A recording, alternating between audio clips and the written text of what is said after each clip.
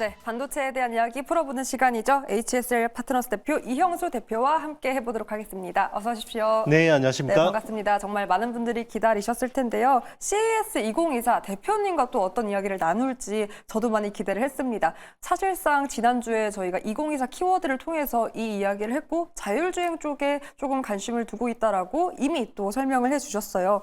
그렇다면 주목할 만한 뭐 특이한 기술이나 기업이 혹시 있으셨습니까?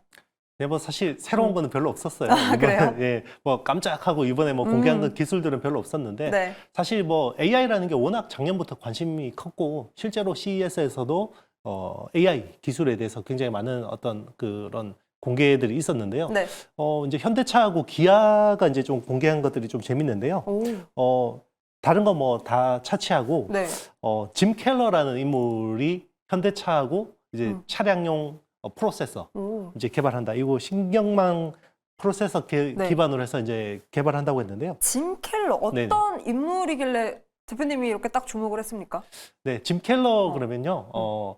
이 엔지니어 쪽에서는 보면 한 명이 막 1000명, 10,000명을 압살해버리는 슈퍼 천재가 있어요. 오. 뭐 대표적인 게 스티브 잡스나 뭐 네. 일론 머스크 같은 사람인데 이제 그렇게 회사를 창업한 사람도 있고 그 엔지니어로서 굉장히 이름을 알린 사람이 있거든요. 뭐 애플 디자인 그러면 조너선 아이브. 네. 그죠? 뭐 그런데 이제 반도체 설계 쪽에서는 짐 켈러라는 인물이 굉장히 중요한데요. 우리가 애플이 애플 실리콘이라 그러잖아요. 애플이 아이폰을 내놓고 처음에는 AP를 삼성에다가 이제 파운드리를 맡기고 설계까지 일부 맡겼는데 나중에는 A 바이오닉 칩이라는 굉장히 엄청난 칩을 개발했잖아요. 이걸 설계해놓고 나간 사람이 짐 켈러고요. 이분이 나가서 어딜 갔냐면 네. 망해가던 AMD로 갔습니다. 그래서 AMD가 그때 인텔한테 몰려서 거의 그로기 상태였거든요. 그런데 AMD를 일으켜 세운 사람이 네, 짐 켈러와 리사수 CEO의 합작이었고요. 그때 지금의 멀티코어 젠 아키텍처를 개발해놓고 나왔습니다. 올해도 안 있어요. 한 2, 3년 있다가 괴물 같은 반도체 하나 툭툭 던져놓고 나오는데 그 괴물이 네. 현대차에 온 겁니까? 네, 맞습니다. 그 다음에 또 어디 갔냐면 네. 애플 못지않게 중요한 회사가 테슬라죠. 테슬라의 FSD, 풀 셀프 드라이빙 칩 누가 설계했게요? 이분입니까? 맞습니다. 오. 네, 그리고 인텔의 지금 그 사파이어 레피즈부터 시작해서 네. 지금 인텔의 칩렛 기술 요 지금 사실상 뭐 짐 켈러의 유산이라고 하면 앞으로 나오는 에로 레이크라고 하지만 네. 사실상 사파이어 레피즈나 지금 나오는 어떤 중요한 칩들도 이분의 손을 탔다고 보면 되거든요. 오. 예, 나와서 인텔 나와서 그 다음에 모든 빅테크 업체들이 다 뽑아가고 싶어 했겠죠. 삼성도 엄청 이분 영입하려고 했는데 그냥 AI 반도체 설계 회사인 텐스토렌트라는 회사를 창업했는데 네. 작년에 텐스토렌트 펀딩에서 현대차하고 기아가 그때 1억 달러 펀딩에서 거의 70%를 태웠어요. 네. 그래서 당연히 현대차, 기아의 차세대 자율주행차 칩 쪽에서 협력하겠구나라고 했는데 이번에 이게 좀 공개가 됐습니다. 오, 그러니까요. 너무 흥미로운 이야기인데 왜냐하면 테슬라 쪽에서도 어떻게 보면 기폭제가 되었던 게 FSD 기술력이었는데 이를 또 만든 분이라고 하니까 그렇다면 이분이 현대차에 영입되었다라는 거 함께 할 수 있다라는 건 어떤 의미가 있습니까? 예전에 테슬라도 초창기 모델에는 모비라이라는 회사의 칩을 썼어요. 프로세서를 썼고 그 다음에 엔비디아 GPU를 썼어요. 근데 엔비디아에서 FSD로 넘어가면서 전성비가 정말 몇 배가 올라왔습니다. 그러니까 전성비라는 건 성능 대비해서 전기 소모. 그러니까 배터리를 쓰는 모든 어떤 디바이스는 그 반도체에서 쓰는 전기 소모를 줄이는 게 되게 중요하거든요. 지금 현대차하고 기아의 가장 큰 약점이 뭘까요? 전기차 잘 만들죠.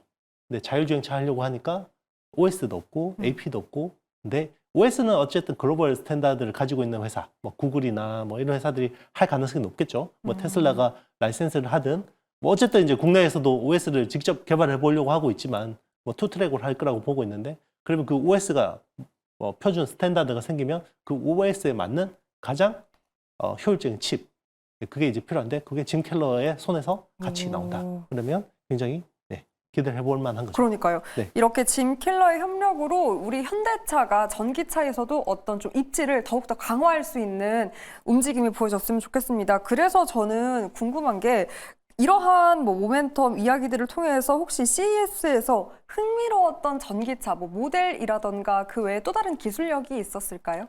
뭐 하드웨어 쪽에서는 뭐 새로운 거는 저는 별로 없었어요. 오. 근데 오히려 지금 소프트웨어 쪽에서 특히나 이제 기술력. 엔비디아의 어떤 그 옴니버스라는 디지털 트윈 플랫폼이 좀 주목을 받았는데요. 네. 그 엔비디아 그러면 우리 작년까지 계속해서 GPGPU, 그렇죠? 제너럴 퍼포즈 GPU라고 해서 이게 서버 AI 칩의 거의 독점이잖아요. 네. 거의 뭐 AI 반도체 그러면 지금은 거의 90%, 95%가 엔비디아 칩인데 그게 그만큼 엔비디아 칩이 강력한 이유가 엔비디아 칩이 좋은 것도 있지만 결국 엔비디아 칩을 가지고 뭘 개발할 수 있을까? 그러니까 쿠다라는 소프트웨어 개발 생태계가 있는 거거든요. 네. 그러니까 엔지니어가 만약에 AI 모델 하나를 개발하려고 한다 그러면 기존에 있던 소스 코드를 갖고 와서 써야 되잖아요. 오픈 소스도 가지고 와서 써야 되는데 대부분 그런 것들이 쿠다에 쌓여 있거든요. 그것 때문에 어떻게 보면 락인 효과가 있는 건데 자, 지금 AI 반도체에서도 그런데 향후 나오는 이제 자율주행차라든지 로봇이라든지 UAM이라든지 스마트 팩토리라는 것들 이런 것들을 이제 개발을 해야 되잖아요. 근데 지금은 그런 것들이 현장에서 어떤 버그들이 나오는지 알 수가 없죠. 그래서 2, 3년 동안 막 운영해 보는 수밖에 없죠. 네. 그런데 옴니버스라는 디지털 트윈은요. 우리 세상의 실제 물리 조건하고 똑같아요. 영화 매트릭스 생각하시면 됩니다. 네. 매트릭스 보면 가상이나 현실은 다 똑같죠. 거의 똑같은 물리 조건이거든요. 그럼 여기서 시뮬레이션을 하면 엄청나게 비용을 세이브를 할 수 있고 시간을 줄일 수가 있죠. 우려도 훨씬 줄어들겠네요. 맞습니다. 그러니까 로봇 개발, 네. 자율주행차 개발, 드론 개발하는 업체들이 이 옴니버스라는 플랫폼을 쓰면 훨씬 더 비용을 줄일 수 있고 효율적일 수 있는데요. 자, 거기서 또 새로운 엔지니어들의 개발자 생태계를 만들어서 여기 또 락인 효과를 노린다는 거죠. 최근에 엔비디아 반도체, 엔비디아 주가가 긍정적으로 반응하는 데는 사실 옴니버스에 대한 기대감도 굉장히 많이 녹아 있다고 보고 있습니다. 귀에 쏙쏙 들어옵니다. 그러니까 CES 안에서도 이 짐 켈러와의 협력이 일단 가장 또 인상 깊었고 기술력으로 봤을 때는 엔비디아 옴니버스, 이 디지털 트윈 쪽에 대해서 조금 더 주목해보면 좋을 것 같다라는 이야기 풀어봤습니다. 그렇다면 또 많은 분들이 궁금해하고 있는 게 이 부분이에요. 곧 삼성에서 갤럭시 신제품을 공개를 하는데요. AI를 탑재하겠다고 해서 그 관심이 더 커지고 있습니다. 이와 관련해서 뭐 어떤 부분을 우리가 눈여겨보면 좋을지, 어떤 게 달라질지 뭐 기업까지 얘기해 주시면 더 좋을 것 같아요. 네, 어쨌든 첫 번째 온 디바이스 AI예요. 사실상 생성형 AI인 가우스라는 모델을 직접 탑재한 건데 사실 뭐 삼성이 잘하면 좋겠지만 사실 소프트웨어 쪽에서는 아무래도 이런 것들이 좀 삼성이 뭐 해내기는 좀 한계가 있다고 보고 있고요. 저는 본 게임은 결국 구글의 제미나이 나노 같은 거 아니면 애플이 내놓는 온디바이스 AI라고 보고 있거든요. 그게 뭐 비전 프로일 수도 있는 거고요. 네. 이제 그런 쪽에서 얼마나 킬러 어플리케이션들이 나올 수 있을까?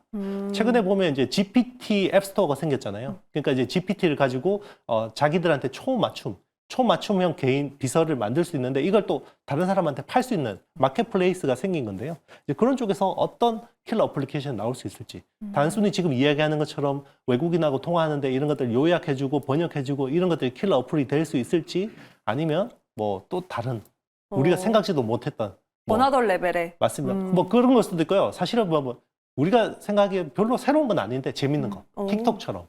그죠? 뭐 유쾌한 부분을 맞습니다. 또 만족시킬 수 있는. 그렇죠. 그게 밈처럼 확 퍼질 수 있는. 그러니까 이제 어떤 네트워크 외부성이라는 거는 그렇잖아요. 내가 쓰지 않더라도 주변 사람들이 다 쓰니까 나도 같이 써야 되는 그런 효과를 노릴 수 있는 앱, 어플이 어떤 게 나올 수 있을지 좀 관점이 그렇다면 대표님 말대로 기술력에 대해서는 조금 기대하기 어렵겠지만 그런 틱톡 같은 유쾌함을 이 갤럭시 신제품이 탑재하고 있다면 조금은 그래도 기대 이상의 어떤 좀 뭐랄까요? 실적에 대해서 반영할 수 있는 판매가 좀 잘 되지 않을까요?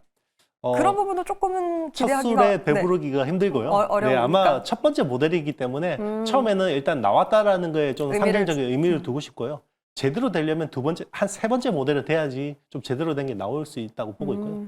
예전에 스마트폰도 그랬었죠. 처음에 옴니아 나왔을 때 얼마나 실망했습니까? 근데 옴니아 1, 2 나오고 그다음에 갤럭시 S가 나왔는데 좀 쓸만했거든요. 이번에도 아마 좀 그러지 않을까. 그런 움직임을 보지 네, 않을까. 맞습니다. 그렇다면 출시 이후에도 또 대표님과 함께 이런 이야기 풀어보도록 할게요.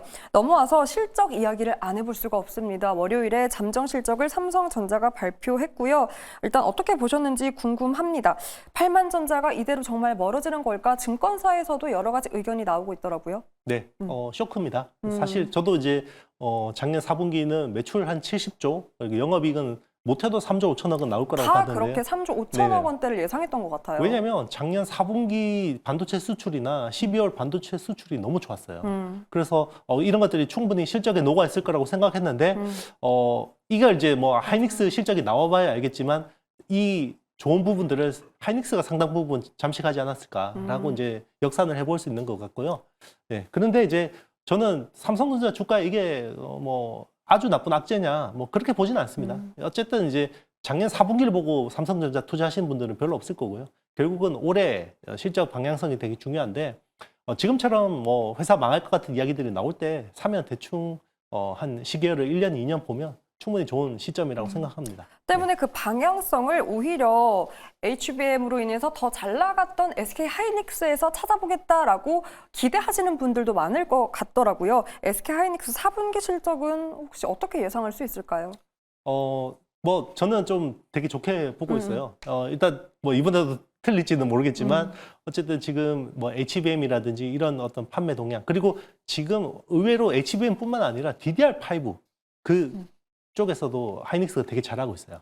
그리고 지금 서버 쪽 칩, 그러니까 서버용 DDR5 쪽에서는 거의 50% 이상을 지금 SK 하이닉스가 차지하고 있지 않을까라고 네. 이제 추정을 하고 있고요. 그만큼 지금 뭐 하이닉스가 D램 쪽에서는 굉장히 잘하고 있다 이렇게 보고 있습니다. 네, 거기에 또 디램 가격까지 올라가고 있으니까 네네, 조금은 좀 맞습니다. 긍정적으로 생각해 볼 수 있는 부분도 짚어봤습니다. 이렇게 반도체에 대한 전반적인 이야기 나눠봤고요. 그래서 궁금합니다. 오늘은 일단 대표님의 관심 기업 유진테크인데 유진테크 어떤 기업인지 궁금하고요. 유진테크놀로지라는 기업도 따로 있습니다. 어떤 관계입니까? 또 두 회사가 그렇게 관계는 없는 걸로 알고 있고요. 네, 사명이 이렇게 그냥 기업명이 같은 네네, 건가요? 맞습니다. 그냥 유진테크는 반도체 이제 그 장비 회사고요. 네, 반도체에서 제일 중요한 공정은 노광입니다. 노광. 노광이라는 공정, 그러니까 우리 그 ASML이라는 회사, 세계 EUV 장비를 독점하고 있는 회사. 여기가 이제 제일 중요한데 만약에 투자를 하면 한 40% 정도는 대부분 노광 쪽에 배정이 돼요. 만약에 1조 투자한다면 4천억은 노광입니다. 그리고 그다음 중요한 게 한 식각이거든요. 식각이 한 뭐 20% 중반 정도 되고 세 번째 중요한 게 증착이라는 공정이에요. 근데 국내 업체들로 보면 한정해서 보면 증착 공정이 제일 중요해요. 왜냐면 국산화가 제일 잘 돼 있습니다. 증착이. 맞습니다. 그래서 국내 큰 장비 업체 4개 정도 이야기해 보면요. 네. 유진테크도 있고 주성 엔지니어링도 있고 원익 IPS도 있고 테스라는 회사도 있습니다. 그래서 국내 4대 증착 장비 업체인데요. 이 회사들이 대부분 증착 장비가 메인이고요. 그래서 한 6, 7년 전부터 증착 장비 쪽에서 굉장히 국산화를 잘하는 회사라고 보면 되고요. 그중에서 유진테크 같은 경우는 최근에 어떤 지금 흐름에 굉장히 돋보이는 회사라고 보시면 되는데 네. 왜 그러냐면 이게 선단 공정이 될수록 그 증착 장비지만 이게 좀 그 아이템들이 좀 다릅니다. 뭐 예를 들면 원익 IPS나 테스 뭐 같은 회사들은 PECVD라는 증착 장비를 주로 하고 있고요. 유진테크 같은 경우는 LPCVD 쪽입니다. 그러니까 뭐 이거 다 설명드리면 너무 시간이 없기 때문에 네. 일단 LPCVD 쪽은요. 이제 그 압력은 낮지만 굉장히 고온으로 하는 공정 장비라고 보시면 되고요. 네. 이게 왜 중요해지냐면 선단 공정이 점점 될수록 에피텍셜 그로스라는 그 증착이 되게 중요해지거든요. 네. 그게 필요해지는데 그쪽에 국내에서 거의 유일하게 이 회사가 하고 있고 그리고 세계에서도 경쟁사가 어플라이드 머티리얼즈라는 세계 장비, 반도체 장비 회사 탑 회사죠. 네. 이 회사하고 경쟁하고 있습니다. 그렇기 때문에 이 회사가 이제 수혜를 볼 수밖에 없죠. 그러니까 압력은 낮고 고온은 높고 네네. 그 기술력에 각광받고 있기 때문에 이 선단 공정 안에서도 강자가 되어가고 있는 것 같은데요. 네네. 그 기술력에 대해서 조금 더 이야기해보면서 또 다른 뭐 우리가 찾아볼 수 없는 모멘텀도 있었을까요? 일단 이제 그 기존의 증착이라는 공정은 화학기상 증착이라고 해서 CVD라는 공정을 주로 씁니다. 네. CVD라는 걸 주로 쓰는데 CVD는 분자층으로 증착을 하는 거예요. 그러니까 이 반도체에는 굉장히 얇은 방막이 필요한데요. 네. 분자층으로 증착을 하는데 분자보다 작은 단위가 뭐죠? 원자죠. 원자. 네, 맞습니다. 그래서 원자층까지 이제 증착을 하려고 합니다. 하고 있습니다. 그게 ALD라고 합니다. 원자층 증착 장비라고 하고 있고요. 네. 최근에는 이 ALD 장비에 대한 수요가 많이 늘어나고 있거든요. 그래서 이 유진테크 같은 경우는 LPCVD가 주력인데 향후 미래 성장 동력으로는 ALD 쪽이 이제 주력인 회사라고 보시면 되고요. ALD가 늘어나고 있는 거는 역시나 미세 공정과 같은 맥락입니까? 맞습니다. 정확한 지적이시고요. 우리 디램 이야기하면서 하이케이 메탈 게이트라는 공정 많이 이야기합니다. 그죠? 왜냐하면 이제 이게 선폭이 계속 좁아지다 보니까 전자가 이게 스위치를 닫았는데도 얘가 계속 통과해버리는 그러니까. 터널링 효과도 생기고 이런 네. 문제들이 생기거든요. 그런 것들을 보완해주기 위해서는 하이케이라는 머티리얼을 입혀줘야 돼요. 기존에는 SiO2라는 그냥 산화막으로 커버를 했는데 이게 너무 미세해지니까 산화막으로 안 되는 거예요. 그래서 하이케이라는 머티리얼을 쓰는데 기존에는 하이케이 머티리얼이 지르코늄이었는데 이제는 점점 하프늄으로 바뀌고 있는데 그거 굉장히 어렵습니다. 일단 요것도 오늘 자세하게 설명할 시간이 없기 때문에 자, 하프늄을 코팅하기 위해서 장비가 필요하죠. 그게 ALD 장비입니다. 그래서 그런 쪽을 하는 회사가 국내에서 유진테크하고 주성 엔지니어링 그리고 원익 IPS도 일부 하고 있는데요. 네. 굉장히 원활하게 잘하는 회사는 유진테크하고 주성 엔지니어링이라고 보시면 되는데 유진테크는 삼성 쪽에 좀 많이 인발부가 되어 있습니다. 밸류 체인이. 그래서 삼성 쪽으로 많이 납품을 하게 되고 주성 엔지니어링 같은 경우는 이제 SK 하이닉스하고 중국향 쪽으로 많이 수출하고 있습니다. 좀 재밌는 게 원래는 네. 유진테크가 하이닉스 매출 비중이 훨씬 높았어요.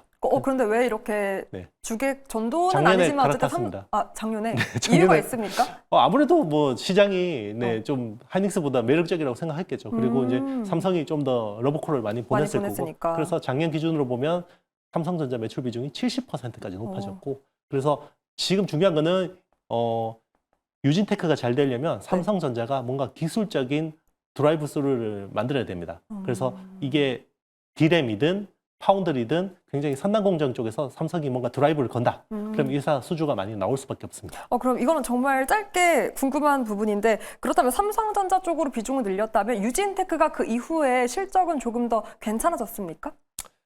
일단 작년은 뭐 별로 안 좋았죠. 왜냐하면 뭐 그게 삼성뿐만 아니라 하이닉스도 그렇고 작년부터 뭐 캐펙스 투자 쪽이 거의 없었잖아요. 맞아요. 올해도 마찬가지입니다. 뭐 캐펙스 투자가 많이 늘어나고 이렇지는 않아요. 그런데 예외가 있습니다. 기존의 디램이 18나노, 16나노에서 14나노, 12나노로 되죠. 네. 그러니까 14나노가 1A라고 하고요, 공정을. 그리고 12나노가 1B인데 1A, 1B부터 EUV 공정이 많이 확대 적용되고요. EUV 공정하고 같이 페어링해서 많이 들어가는 공정이 ALD 공정입니다. 요거는 뭐 그 장비 공정 시간하고 이슈가 있는데 네. 왜냐하면 그 CVD 대비해서 ALD가 방막 성능은 굉장히 좋은데 이게 공정 시간이 훨씬 길어요. 그렇기 때문에 EUV를 쓰면 기존의 멀티 패터닝보다 공정 시간이 많이 줄잖아요. 많이 줄은 부분을 ALD 쪽에 할애할 수 있는 시간이 생기기 때문에 이게 같이 가는 겁니다. 네. 그러니까 이러한 뭐 3D 디램 관련 투자가 계속해서 가시화되고 있으니 유진테크의 경쟁력은 자연스럽게 돋보일 수밖에 없는 것 같습니다. 그런 부분을 좀 자세하게 풀어봤고요. 그렇다면 이런 이야기와 함께 4분기 실적에 대해서 그리고 올해 실적에 대해서 함께 더 자세하게 짚어주신다면요? 일단 뭐 4분기 실적을 크게 기대할 분위기는 아닌 것 같고요. 어쨌든 작년 뭐 워낙 하반기 네. 분위기가 안 아까 좋았기 짚어주신 때문에 대로. 맞습니다.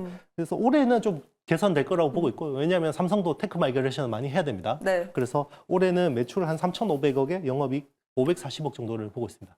사실상 아까 말씀해 주셨지만 이제 투자가 더 많이 늘어나지는 않겠다라고 하셨지만 그럼에도 불구하고 작년에 비해서는 조금 더 많이 캐펙스를 확대할 것이다라는 리포트 보고서들도 많더라고요. 이 같은 분위기는 어떻게 보십니까?